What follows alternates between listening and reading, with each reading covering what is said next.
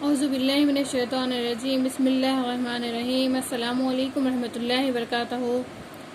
محرم کی 10ویں کو حضرت امام نے خیمے کے گرد جو خندق کھدوا رکھی تھی وہ لکڑیوں سے بھروا کر اس میں آگ روشن کر دی تاکہ حرم شب خون وغیرہ سے محفوظ رہے اور دشمن خیمے تک نہ پہنچ سکے۔ اس یزیدی بے دین نے آگ روشن دیکھ کر کہا، اے حسین، آتش دوزخ سے پہلے ہی تم اپنے آپ کو آگ میں ڈال لیا۔ معاذ اللہ۔ حضرت امام نے فرمایا، اے دشمن خدا، تو نے جھوٹ بولا۔ پھر آپ نے رو بقبلہ ہو کر فرمایا، اے اللہ، اسے آگ کی طرف کھینچ۔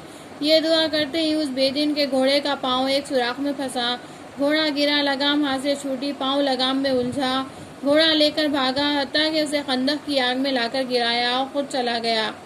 حضرت امام نے سجدہ شکر ادا کیا اور سر اٹھا کر بآواز بلند فرمایا، الہی، ہم تیرے رسول کی آل ہیں، ہمارا انصاف ظالموں سے لینا۔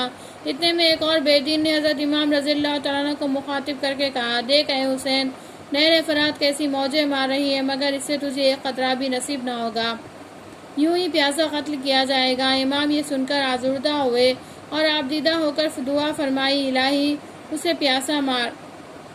یکایک اس کے گھوڑے نے شوخی کر کے گرایا، یہ اٹھ کر گھوڑا پکڑنے دوڑا پھرا، پیاس غالب ہوئی اور پیاس پکارتا رہا مگر حلق سے پانی نہ اترا، آخر اسی پیاس کی حالت میں مر گیا۔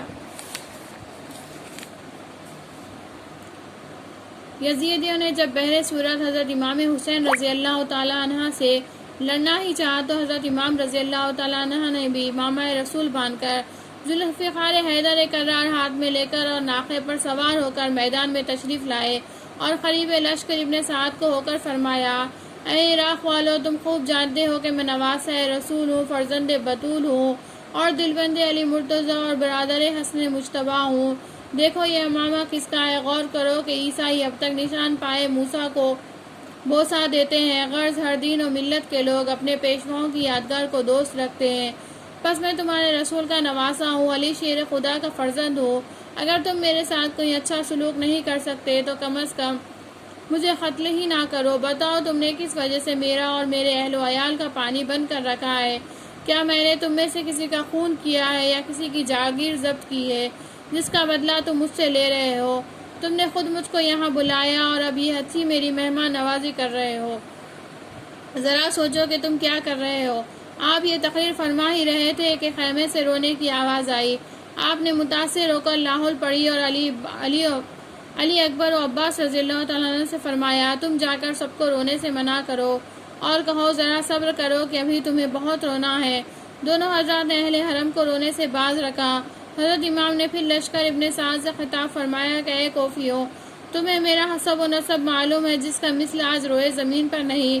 پھر سوچ لو کہ تم نے خود ہی مجھے خطوط لکھ کر بلایا ہے، پھر اب میرے خون کے پیاسے کیوں ہو گئے ہو؟ دیکھو یہ تمہارے خطوط ہیں۔ حضرت امام نے خطوط دکھائے تو ان بے وفاؤں نے انکار کر دیا اور کہا، یہ ہمارے خطوط نہیں۔ حضرت امام رضی اللہ تعالیٰ عنہ نے ان کے اس کذب و غدر سے متحیر ہو کر فرمایا، بحمدللہ، حجت تمام ہوئی، مجھ پر کوئی حجت نہ رہی۔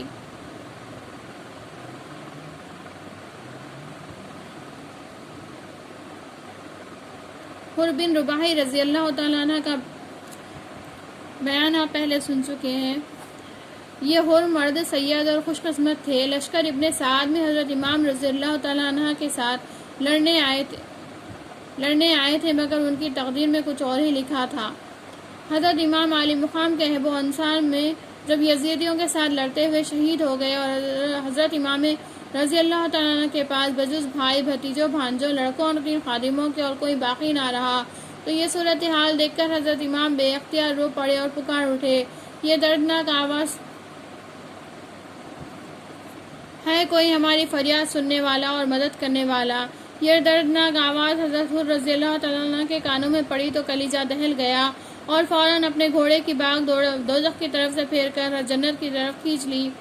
یعنی لشکر ابن سعد سے گھوڑا دوڑا کر حضرت امام کی خدمت میں حاضر ہو گئے اور رکاب کا بوسہ دے کر عرض کیا، حضور، میرا قصور معاف اور میری توبہ قبول ہوگی یا نہیں؟ امام رضی اللہ تعالیٰ عنہ نے ان کے سر پر دست مبارک پھیر کر فرمایا، اللہ تعالیٰ اپنے بندوں کی توبہ قبول فرماتا ہے، میں تم سے خوش ہوں۔ حضرت حر یہ بشارت سن کر لشکر امام میں شامل ہو گئے۔ حضرت حر رضی اللہ تعالیٰ عنہ یزیدی لشکر سے نکل کر حسینی سپاہ میں آ ملے تھے اور اس طرح انہوں نے اپنے آپ کو آگ سے بچا کر جنت خرید لی تھی۔ آپ بہت بڑے بہادر اور دلیر تھے۔ ابن سعد کے لشکر کے آپ سپہ سالار تھے۔ ابن سعد نے جب انہیں حسینی سپاہ میں ملتے ہوئے دیکھا تو وہ بہت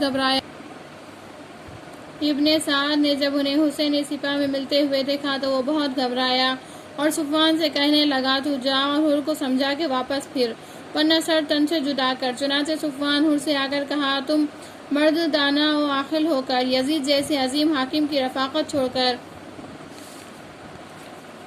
حسین کی طرف کیوں چلے آئے؟ چلو واپس چلو۔ حضرت حر رضی اللہ تعالیٰ نے فرمایا اب میں واپس نہیں جا سکتا۔ صفوان نے پوچھا کیوں؟ اے صفوان، یزید ناپاک ہے اور حسین پاک اور ریحان مصطفیٰ ہے۔ صفوان نے غصے میں آ کر حر کے نیزہ مارا۔ حر نے نیزہ توڑ دیا اور پھر اسے ایک ایسا نیزہ مارا کہ سینے سے پار ہو گیا اور پھر نار ہو گیا۔ یہ صورت دیکھ کر صفوان کے بھائی دوڑے۔ حضرت حر نے انہیں بھی مار ڈالا اور پھر خود وہاں سے پھر کر حضرت امام کے پاس آ کر عرض کی حضور اب تو آپ مجھ پر راضی ہیں؟ فرمایا میں تجھ سے راضی ہوں، تو آزاد ہے جیسا کہ تیری ماں نے تیرا نام رکھا ہے۔ حر یہ مسودہ سن کر پھر میدان میں آئے۔ جس طرف حملہ کیا کشتوں کے پشتے لگا دیے۔ ایک یزیدی نے آ کر آپ کے گھوڑے کو زخمی کر دیا۔ آپ پیادہ ہی لڑنے لگے۔ امام نے انہیں پیادہ دیکھ کر دوسرا گھوڑا بھیج دیا۔ حضرت حر اس پر سوار ہو گئے، لیکن اب ظالموں نے ایک دم ہلہ بول دیا۔ حضرت حر نے ایک بار اور خدمت میں حاضر ہونے کا ارادہ کیا کہ غیب سے آواز آئی اب نہ جاؤ، حوریں تمہاری منتظر ہیں۔ پس حر نے وہیں سے عرض کی یا ابن رسول اللہ، یہ غلام آپ کے نانا جان کے پاس جا رہا ہے، کچھ فرمائیے تو کہہ دے۔ امام نے رو کر فرمایا ہم بھی تمہارے پیچھے آ رہے ہیں۔ اس کے بعد حضرت حر ظالموں کے متواتر حملوں سے نڈھال ہو کر گر پڑے اور امام کو آواز دی۔ حضرت امام آواز سن کر دوڑے اور حر کو اٹھا کر لشکر میں لائے۔ زانوں مبارک پر ان کا سر رکھ کر چہرے کا گرد و غبار صاف کرنے لگے۔ حر نے اپنی آنکھیں کھولی اور اپنا سر امام کے زانوں پر رکھ کر مسکرائے اور جنت کو سدھارے۔ انا للہ و انا الیہ راجعون۔ صدق اللہ العلی العظیم۔ وما علینا الا البلاغ۔ شہادت نامہ جاری ہے۔